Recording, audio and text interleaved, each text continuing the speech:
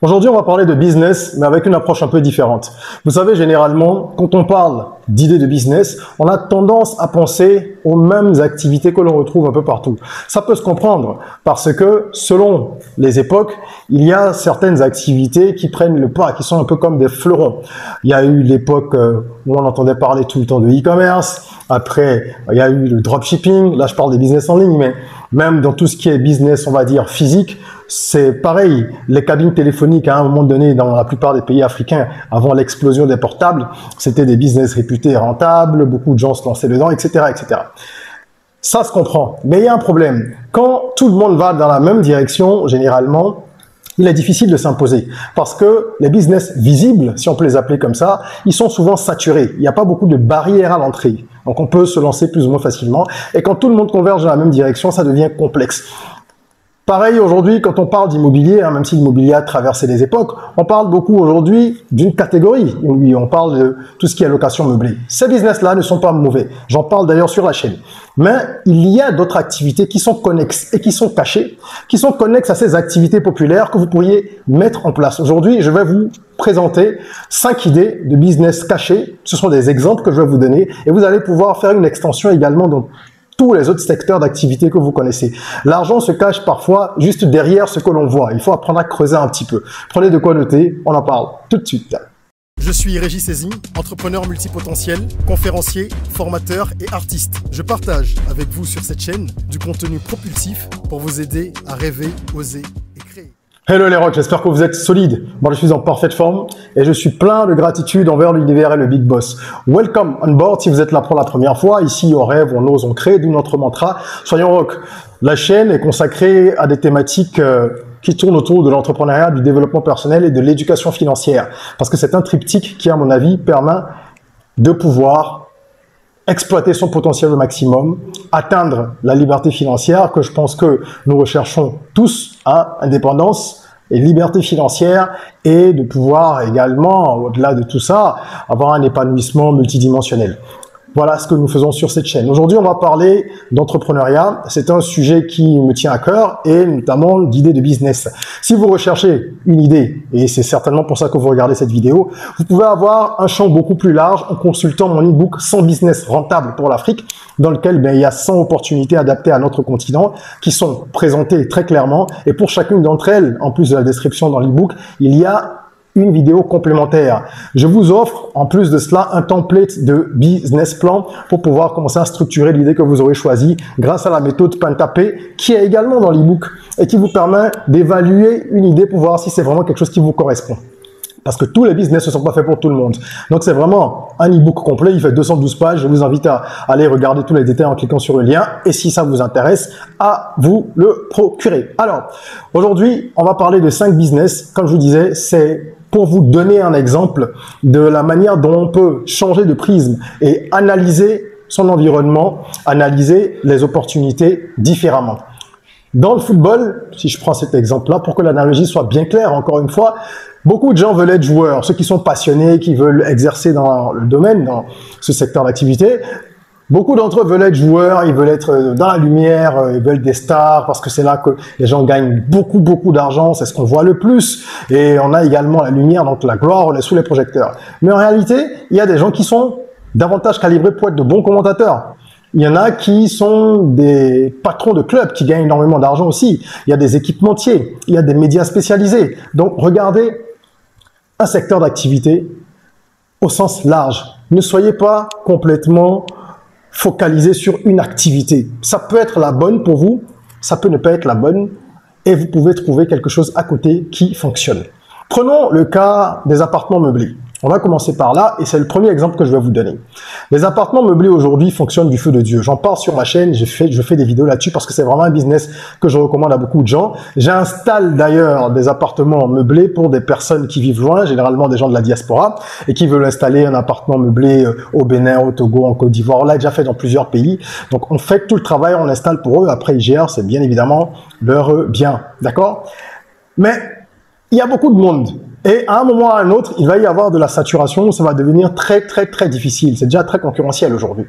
Vous pourriez, au lieu d'avoir un appartement meublé, ou en plus, mettre en place une société qui est spécialisée dans le ménage pour les appartements meublés. Pourquoi? Parce que la plupart des propriétaires d'appartements meublés, je dis propriétaires, je mets des guillemets, parce qu'il y a beaucoup de sous-location, la plupart des promoteurs d'appartements meublés, eh ben, ils ont des difficultés. Moi, j'en connais un certain nombre. Ils ont des difficultés pour tout ce qui est ménage, parce que il faut avoir une équipe, tu dois gérer les gens, être sûr que ils ne font pas de gaspillage, parce qu'il faut aller changer le papier toilette, changer ceci, changer cela, périodiquement, il faut aller remplacer les serviettes, et ça demande un travail supplémentaire que les gens qui mettre en place des appartements meublés n'ont pas forcément envie de faire. Beaucoup de gens se mettent dans cette activité parce qu'ils sont attirés par les revenus passifs. D'accord? Un revenu passif, ça vous empêche pas complètement, ça ne vous dispense pas complètement de travailler, mais ça réduit la charge. Et plus il y a de choses à faire, moins c'est un revenu passif. Donc ils le font parce qu'ils n'ont pas le choix, mais il y a beaucoup qui s'en passeraient. Et une des options, c'est donc de pouvoir faire appel à des prestataires. Si vous avez une entreprise qui propose justement des services de ménage spécialement pour les appartements meublés, vous allez prospecter les personnes qui sont dans ce secteur-là. Vous allez sur Airbnb par exemple, vous faites des recherches dans les groupes Facebook, vous en parlez autour de vous aussi, vous identifiez les propriétaires et vous leur proposez le service. Et selon le calendrier qu'ils vous communiquent, vous adaptez vos équipes. D'accord? S'il faut faire le ménage dans leur appartement une fois par semaine ou toutes les 2 semaines, vous intégrez ça dans votre calendrier et vous verrez qu'au fil de plusieurs semaines, plusieurs mois, si vous fonctionnez intelligemment en termes de communication, vous allez pouvoir remplir votre carnet. Votre carnet de commandes va être plein. Vous allez certainement devoir agrandir l'équipe pour répondre aux sollicitations. Surtout si le travail est bien fait, parce qu'une chose est d'avoir une idée, après il faut bien exécuter. Donc si le ménage est bien fait, qu'il n'y a pas de plainte, que tout est propre après votre passage, qu'il n'y a pas de gaspillage, qu'il y a une utilisation rationnelle de tout ce qui est matériel, à voir après est-ce que vous fournissez certaines choses ou est-ce que c'est eux qui mettent à disposition tout ce qu'il y a à utiliser, à remplacer, ça c'est autre chose, ce sont des détails techniques à voir au niveau de votre structuration par la suite. D'accord? Mais voilà une idée qui vous montre bien que on n'a pas besoin de faire ce qui fonctionne le mieux, d'après ce qu'on peut observer de l'extérieur, pour gagner de l'argent. Vous allez proposer des forfaits mensuels à ces personnes-là et leur dire, OK, lorsque nous on fait une intervention une fois par semaine, ça coûte tant. Si vous voulez une intervention 4 fois par mois, on vous fait un forfait à tel montant.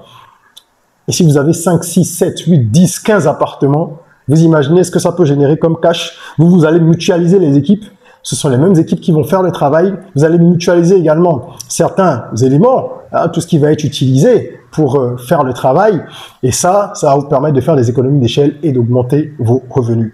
Donc voilà une idée qui vous permet de contourner un petit peu la saturation, de ne pas être sur un marché trop concurrentiel et d'apporter quelque chose dont les gens ont forcément besoin de toute façon. Deuxième idée, on va parler ici de YouTube. Alors YouTube, c'est un business extraordinaire. Je vais en parler de plus en plus sur la chaîne. Je vais commencer à en parler davantage parce que c'est une opportunité que beaucoup de gens sont en train de louper.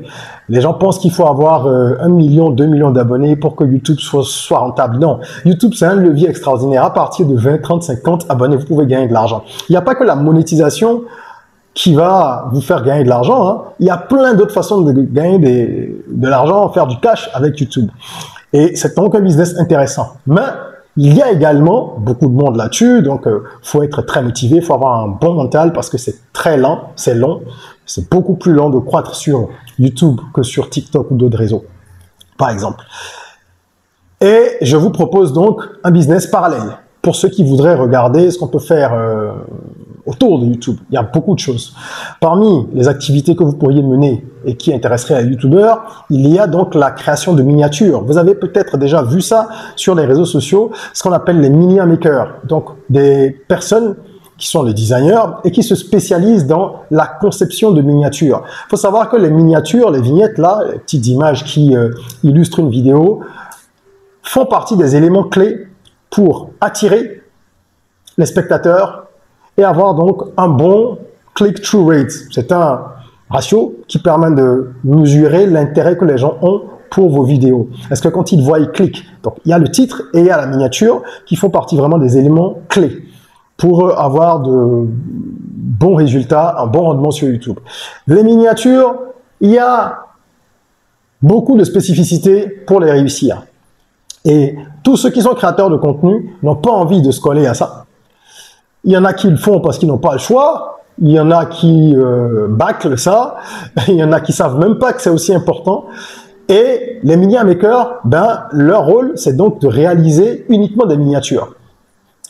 Ce que vous faites quand vous vous lancez dans ce business, c'est que vous identifiez des youtubeurs, vous leur proposez vos services et vous allez leur réaliser des miniatures pour leurs vidéos de façon professionnelle. Là aussi, ça devient un peu concurrentiel parce qu'il y a de plus en plus de media makers, mais on est très loin du niveau d'intensité concurrentielle qu'il y a dans la création de contenu sur YouTube direct. C'est-à-dire, si vous êtes un YouTuber, c'est plus difficile que si vous êtes un media maker. Ok?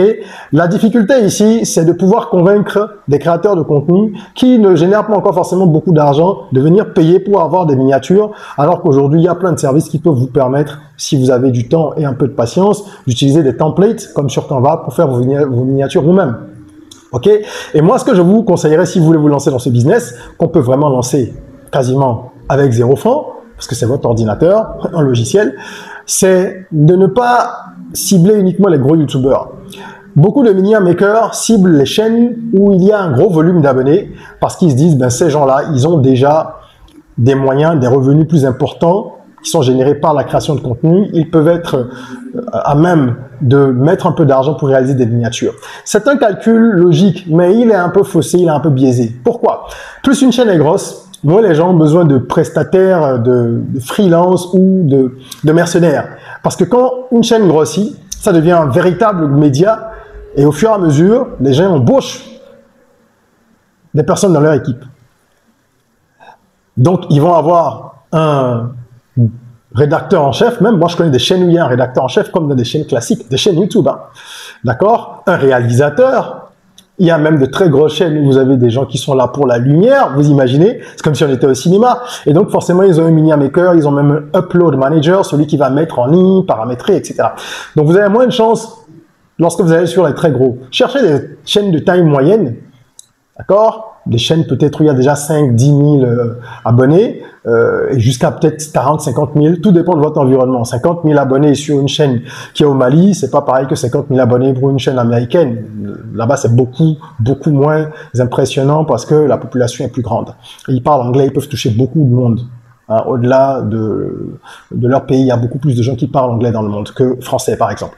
Donc, adaptez ça à votre environnement, regardez ce que vous définissez en termes de petites chaînes ou grosses chaînes. Allez leur proposer ça et faites des prix intéressants. Moi, beaucoup de gens me contactent pour proposer des miniatures.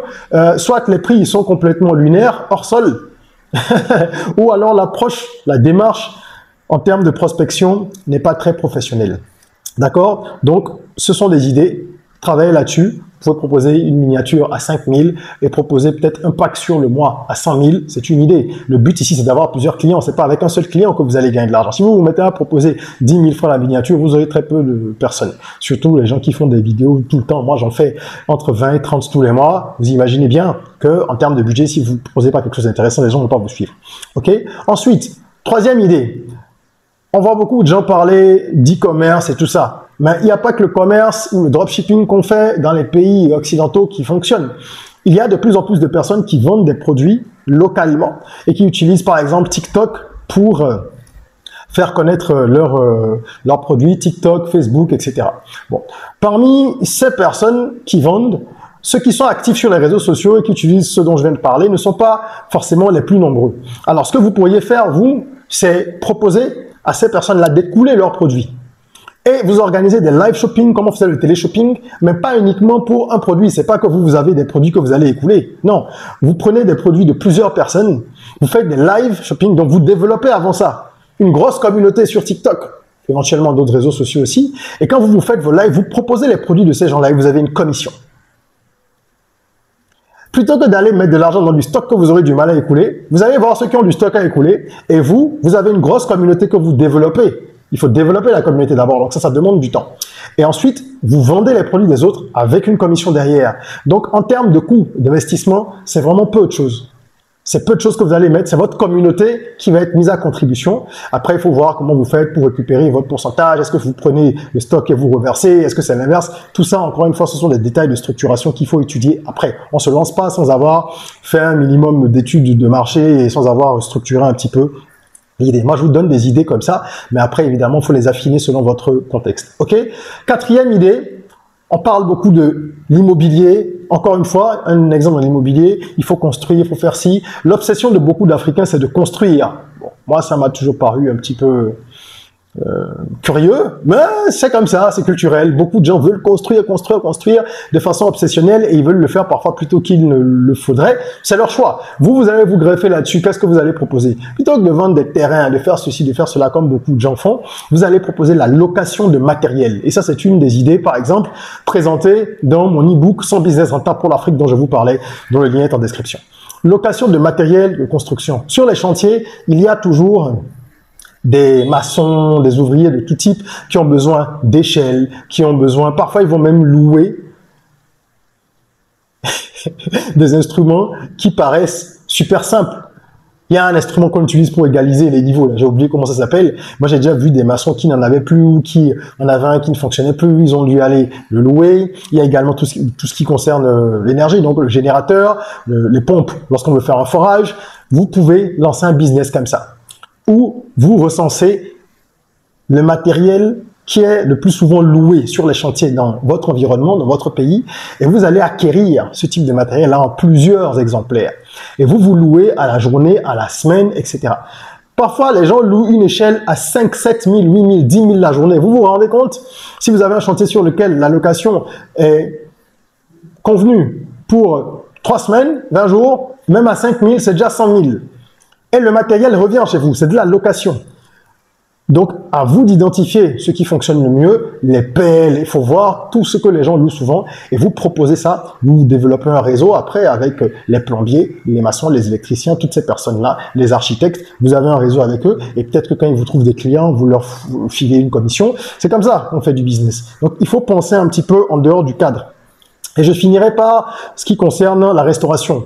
De plus en plus de personnes se lancent dans la restauration, mais pas conventionnelle, c'est-à-dire qu'ils font des dark kitchens, hein, les cuisines fantômes. On prépare et on livre. On fait de la livraison de repas, on n'a pas de salle à manger, il y a juste la cuisine. Et les gens préparent de chez eux, ils vendent.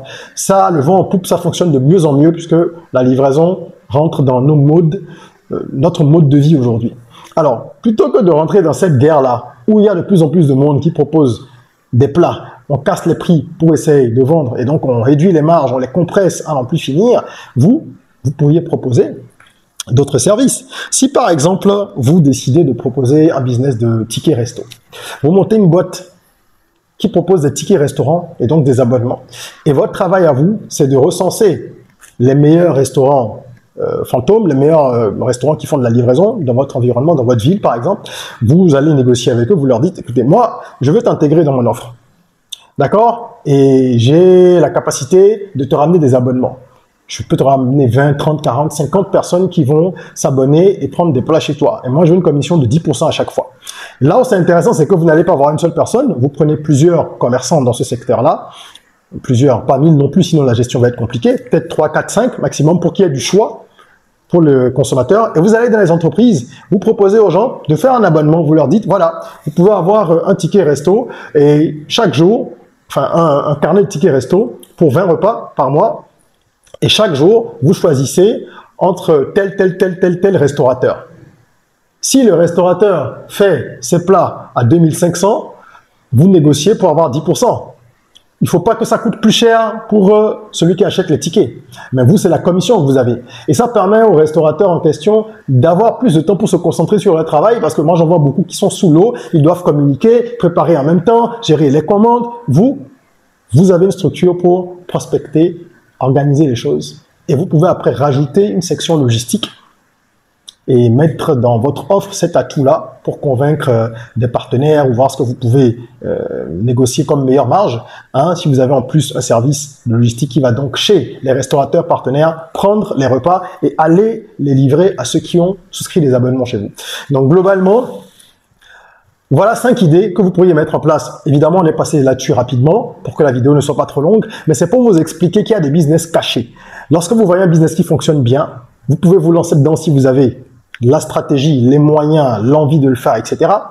Utilisez la méthode Pentapé qui est dans l'e-book, ça vous aidera à voir si c'est le bon business pour vous.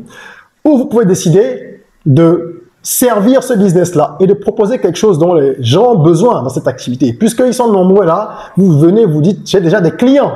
Puisqu'il y a plein de gens dans l'activité, qu'est-ce que moi je vais proposer? Comment est-ce que je me greffe là-dessus et je gagne du cash? Voilà, j'espère que ça vous amènera à réfléchir de façon beaucoup plus broad, élargir votre champ de réflexion et que ça va inspirer des business et de nouvelles activités.